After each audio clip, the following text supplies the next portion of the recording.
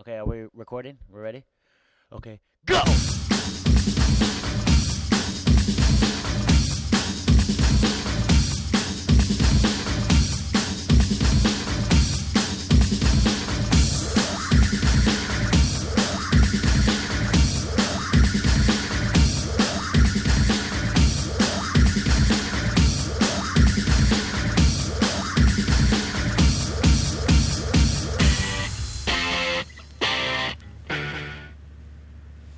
Welcome to Idtv. I'm Jody Yvette. And I'm Tobias Medina. Thank you for tuning in to Idtv, a show that celebrates the uniqueness of San Francisco. Hey, Tobias, do you know who San Francisco is named after?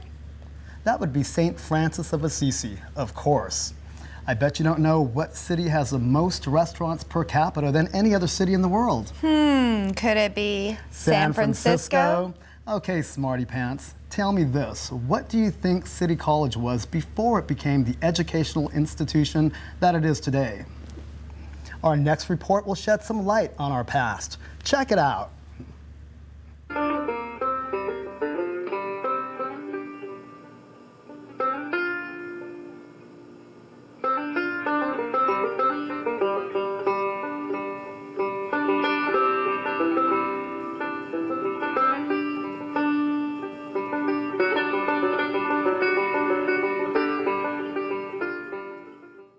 The area where City College of San Francisco is located today has a long and colorful past. During 1849 to 1936, the area housed what was known as the House of Refuge, a correctional facility for troubled youth, and later San Francisco County Jail. Just as this particular area has changed over the years, so has San Francisco in general. It was a drastically different place during the gold rush. It was a wild city. Put it mildly, because the gold rush had brought in all sorts of different people, and it was lawless. There were vigilante groups to maintain control, and it was not a city I think any of us would want to live in. It was immediately a world-class, world-famous city. It, of course, attracted people from around the world for the gold rush.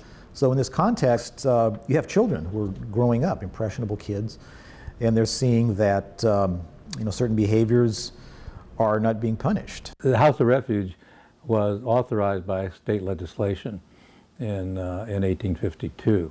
It was put in at the time because there were children that were arriving in the cities, and some of the parents abandoned the children. Others of the children simply got into trouble, especially the teenage children, and all sorts of activities they were involved with. And there were children that broke laws. It almost seems as though the big question was, what are we going to do about Bob Durkin and his gang? And Bob Durkin was a 9, 10-year-old who, through charisma or whatever, had a gang of kids in San Francisco that were essentially terrorizing the city. So in 1858, all the necessary pieces came together, thanks to Bob Durkin, and construction began on what became known as the Industrial School. It almost seems like something out of Oliver Twist with a touch of Lord of the Flies. It was a witch's brew of combinations of very, very young kids, as young as 2 years old, to hardened teenage criminals in the same environment. And it included, for the first 10 years, boys and girls together. At the end of the first year, the people who were in charge, they were officially called the managers, essentially admitted, looking back after their first year of operation, that they didn't know what they were getting themselves into. The equivalent of the guards were called officers. Some of them were pretty heavy-handed. It was pretty graphic how a couple of boys were tied, beaten.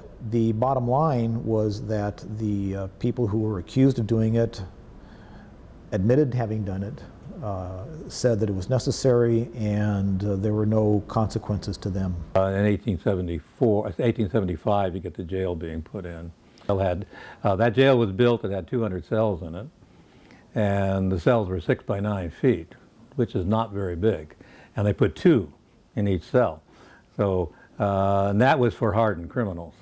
Now, the school still operated until about 1880, but at that point, the problem came in that there were too many criminals and the young people were being influenced by the criminals, so they decided to close the school down. Idtv is created by students at City College of San Francisco, and over the years, these grounds have seen many changes since the House of Refuge. What if there was a program that helped California State prison parolees turn their lives around through a college education? There is. It's the Second Chance program, and it's right here at City College. In just a few moments, you're going to meet a few amazing people, all of whose lives were at a standstill behind prison walls at one time or another. Today, these people are an inspiration and an example for others to follow. You may write me down in a history with your bitter, twisted lies. You may trod me down in the very dirt, and still like the dust I'll rise. I never thought, you know, in my wildest dreams, I never thought I would go to jail, let alone prison. I never thought I would do any of that. I never thought that I would end up on the flip side of drugs. I never thought I would end up on the flip side of anything. You know, coming up, I never thought about my life like that. I remember that day when in the court, when I got sentencing, when the judge, I took the plea bargain, when the judge slammed the thing like, okay, you have 10 years sentencing, and I was like, and then I asked my attorney what year, and then after that, then they did the calculation, they tell me like 2006. I was completely defeated almost. I'm in a new world. I had never been to a trial like that. I didn't know what was going on. I was 20, and I ended up serving 9.5 years. When I was first got arrested, I remember it's like, I always, in the 850 Bryan, they have this window that small that you can fit your head like this big. And that's all I did is I stared at the window from day to night. And I stared at that for like a year and a half. And in that window, I'm crying. I'm just missing my family. I'm missing like what I've been having. I was really afraid. I mean, everybody in there seemed like monsters and giants to me. It definitely matured me. I actually became a man in prison. I mean, I was a kid when I left. I left at 20, and by the time I paroled, it was 2 months before my 30th birthday. I had to do all that in there. Bowed head and lowered eyes, shoulders falling down like teardrops. The way that the prison empire is today, there's just too many people for each person. There's not enough parole officers. Parole office doesn't do anything for you. They used to, back in the day, they used to put you up in houses or places and all that kind of stuff. Now the only options they have for you is a shelter or a drug program. I don't think the California prison system does much at all to prepare a person for release. I think that's something that happens internally. Their specific design is warehousing and holding. I'll rise, rise, rise. Out of the shacks of history's shame, up from a past. When I got in touch with Second Chance, I benefited immensely because they were the ones that guided me through everything. Second Chance has helped me a lot by just being here. You know, just knowing that there was an open door for me. You know what I'm saying? That there was some place for a person like me. You know what I mean? Just knowing that there were people like me that I could go to on campus, that's what brought me through. I knew if they could get it, I could get it. The Second Chance program did for me a lot.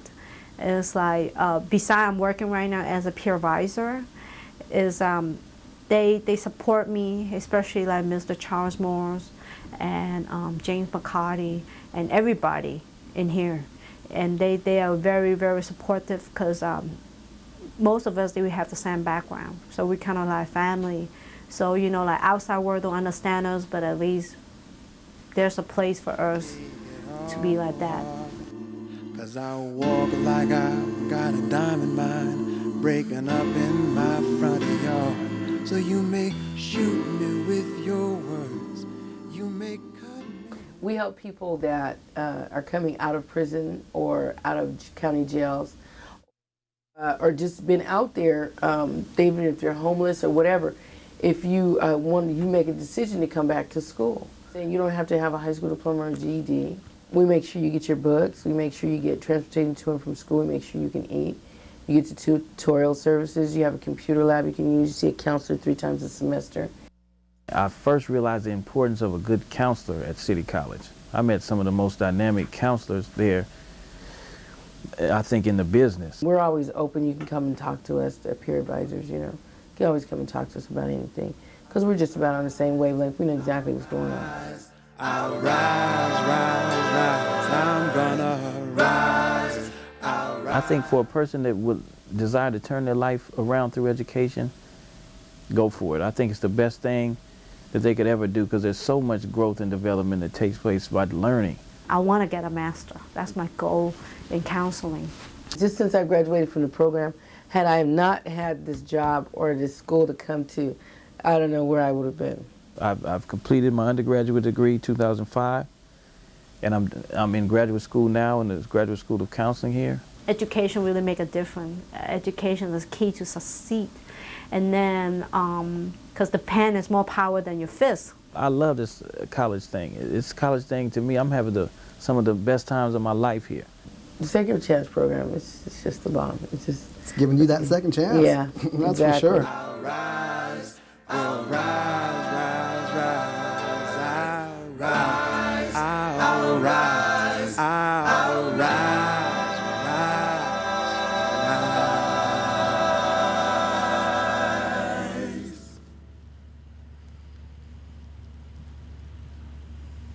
That was a very inspirational story. I understand you were on the producers in that segment? That's right, Jody. You know, the Second Chance program is a remarkable story, and they've survived against the slimmest of odds. It's a shame there aren't more programs like this. It certainly is. It's also a shame that the California state government doesn't support or recognize the enormous value of Second Chance and Project Rebound. Well, I think the people involved in the Second Chance program are heroes. So do I. Well, stick around if you want to take a look at some more inspiration. Coming up next is Paul Oja, an independent filmmaker, and he's going to share his story with us. One spirit.